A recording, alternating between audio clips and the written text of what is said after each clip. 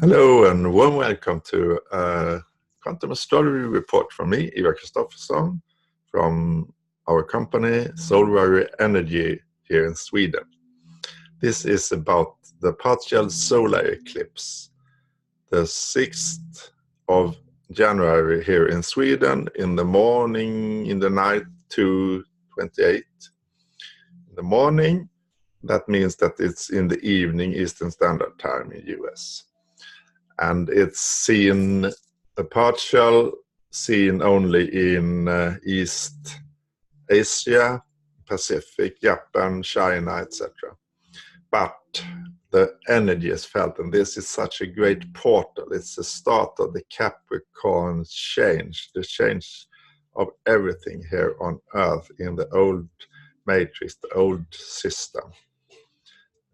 It's a new moon then, since it's a solar eclipse and it's connected with the moon's nodes, all eclipses are. And for that solar eclipse, I will draw a rune.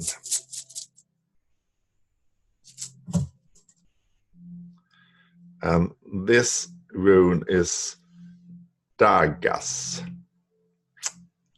the day, the sun, the light. And they interpreted this one also as the ascension, to wake up, to be conscious, to put the light on the dark. And if you have wondered why you have done so much pain, so much suffering in this life, is it worth everything? It will soon come to you that it's totally worth it. This is the process. This is the magnificent gift of life that we transmute dark to light by going through this ascension to the new age of Aquarius. And this is the solar eclipse. Is such a magnificent portal in this moment in human galaxy universal history. Thank you for being here, and thank you for being in the light. That was Dagas. I also draw a Quantum Tarot card, 80 cards here.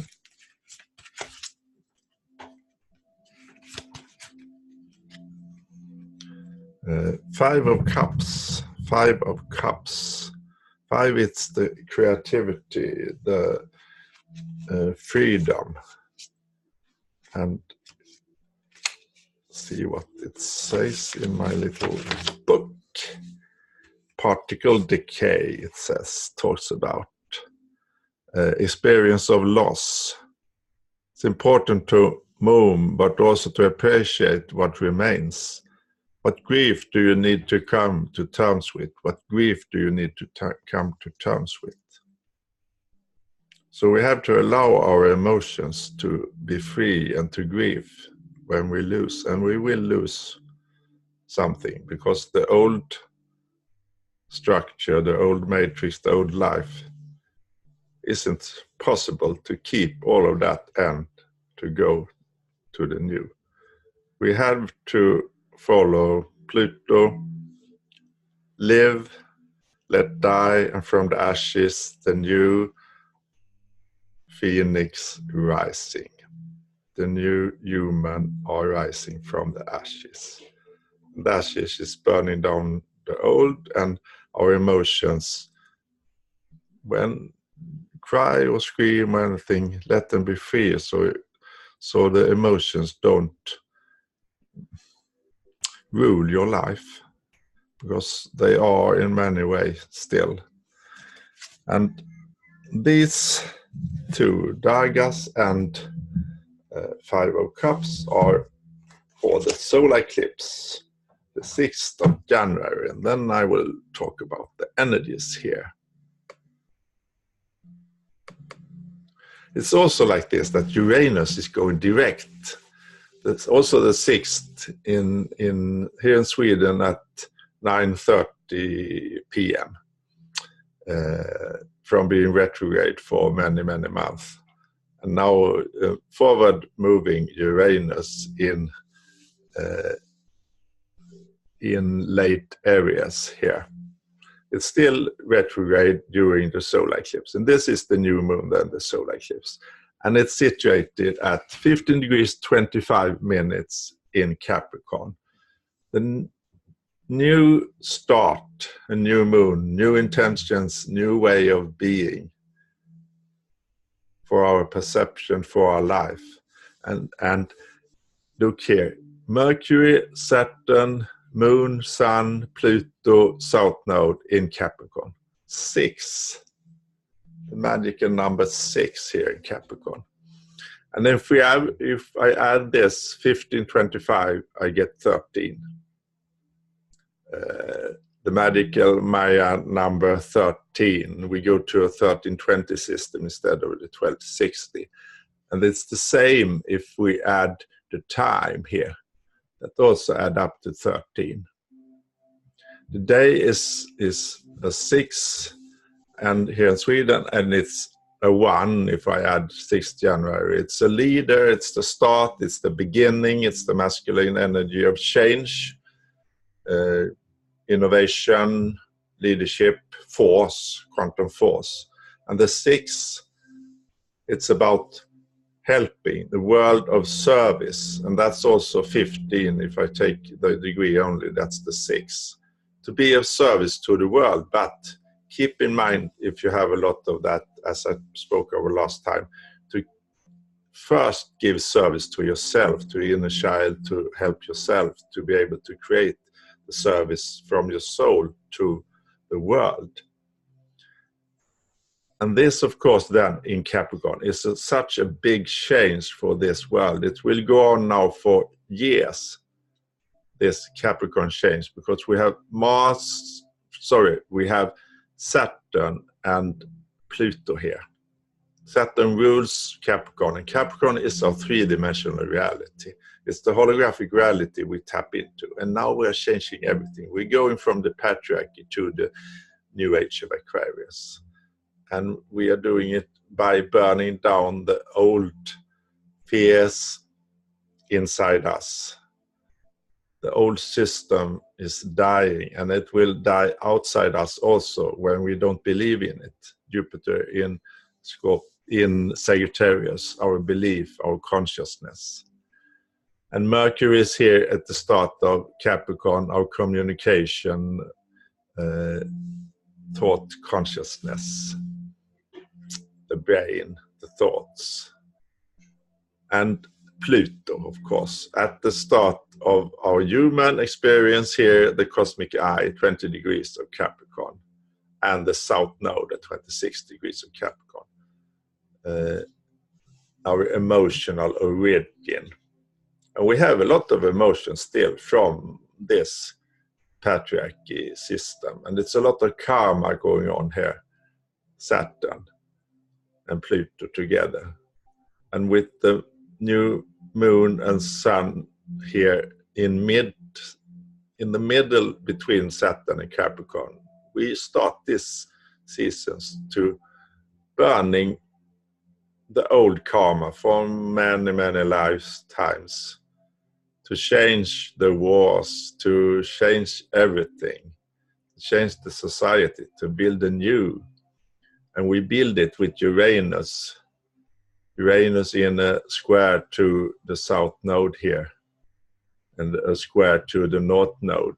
We build it with care of the human, of ourselves, deep care, cancer, nurturing, and to free our emotion, because our stored emotions make us be triggered and react instead of respond. To do it unconsciously, to cry or scream or get in defense or get to fly or in a destructive way or something. This stored emotion, we need to observe ourselves and free us of those. And North Node here in Cancer will bring up all of this. So humanity can open up this axle and create the nurturing society, small communities, the age of Aquarius here. Aquarius here, the 4th house. Small communities, original, self-sufficient, and Uranus, the rebel, going direct in the evening, the 6th. And Uranus direct means that we will be able to manifest even faster. It's also the higher mind, Uranus. It's the higher octave of Mercury, and it's our part of ourself that we usually see as outside ourselves in another side, but it's a part of our soul, our Pluto soul. And Uranus guides us so much to do this change. It's an extreme force, this T-square here to Uranus. And just now, Uranus is learning us to create from ourselves, the quantum I am in Aries here, and to do it with our quantum biology, the 6th house, the health, to move, to eat easy food or live on prana or something, fruit, etc., to change our daily routines to be light as feathers here on earth, to heal ourselves, the quantum biology. And Mars is here also in the 6th house in Aries, and Mars rules Aries. The passion, the divine masculine, to go on a mission and to start the mission. And the first step is often the most difficult. To take the first step starts a movement. And don't think about the whole journey. Think about the first step, just to start it. And then you start a movement. And I also heard from Starseed Energetics very good advice about Mars, to do your actions from within, from your heart, from your intuition, when you are in balance, or at least when you feel for it. And that's totally against the old society, when you did a lot of routines that you had to. Work, for example. How many on this earth works from their heart, what they really wants to do, what their soul wants to do? So many works from duty or from some other force, and that's very depriving and makes the human not feeling very well. You have to let go of that old system to be free to trust in life, Uranus here. Trust that life gives you what you want. That's the mirror. And to really take your steps intuitively with your heart and do what you want. That's the fundamental creation of quantum I am. Otherwise, you will meet something that you have to leave and grieve. Because the Pluto here in Capricorn and the Saturn here in Capricorn together, and soon Jupiter will come up also, and with the Sun and Moon and South Node and Moon. This is such a big force for change, for burning down the old society, and it's in the 3rd house. It's the catalyst, it's the number 369 series, like many aspects are. It's the harmony. It's about the expression of the new, and to change the old, to really burn down the old society in its fundamental way. And this will happen this year and next year. It's so much going on, so much. Jupiter is in the 2nd house. It's about self-worth, to rise in your own self-worth, the value you have on your own, your perception of yourself, finding your higher mind and higher perception, higher wisdom. And it's also together with 14 degrees of Sagittarius, the great attractor, a starseed interdimensional portal. And Venus, it's in opposition to Pleiades and in conjunction with Alpha Centaurus and Apollonia. So we have Venus in late Scorpio in opposition to Pleiades during this period, the coming days after the, now around the 6th of January. The Pleiades is our parents. It's the caring, comparing, passionate heart chakra openness, Pleiades. And it's so much starseed activation at this moment. Ascendant is at Arcturus Princeps, and it's also ascendant, the first house here in Pleiades is, Venus, our divine feminine energy, is in the first house for this occasion. That means that it affects our quantum I am creation, how to create with love, with care of Mother Earth that's here, serious, with care of ourself, deep care of ourself, Scorpio, of our emotions. And ascendant at Arcturus, giving help from the electromagnetic healers, Arcturians. And Uranus at Andromeda Galaxy, the intelligent leaders from Andromeda, many coming here as starseed to lead the innovation for this new mindset for the new age of Aquarius. And of course, the big one, we have the solar eclipse at the fixed star Vega in Lyra constellation. It's only minutes besides Vega. And Vega is the alpha star, the most bright in the Lyra constellation. And Lyra constellation is the first human incarnation placed in this Milky Way, some 4 billion years ago in Lyra at the cosmic eye, 20 degrees of Capricorn. But also many billion years, there have been civilizations here in the Lyra constellation, at Vega, at Sulapat, at Cheliac, etc. These stars here. And this is such a big occasion when we have a solar eclipse at Vega. And it's in opposition to Sirius, another big, important fixed star with civilizations helping us.